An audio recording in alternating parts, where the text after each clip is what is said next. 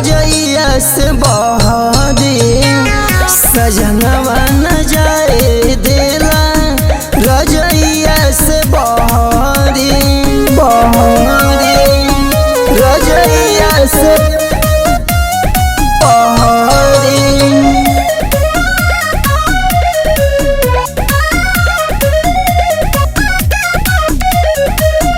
करी चूल्हा बर्तन जब हम कापी कापी के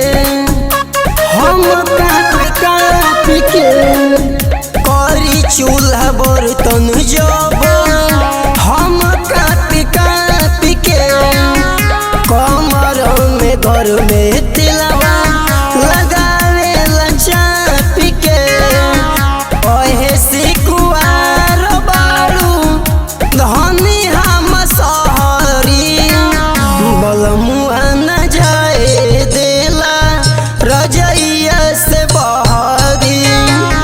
सजनवा न जाए देला रजैया से बहरी रजैया से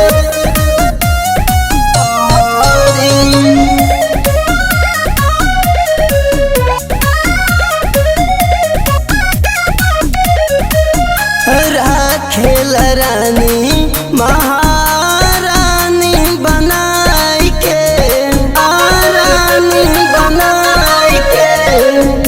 राखेल रानी महारानी बनाई के हरि के सबल महसूते कोरा में दबाई के टाइगर छोटू देवरा हवे बड़ी लहरी बलमुआ न जाए देला रजैया से बहरी सजनवा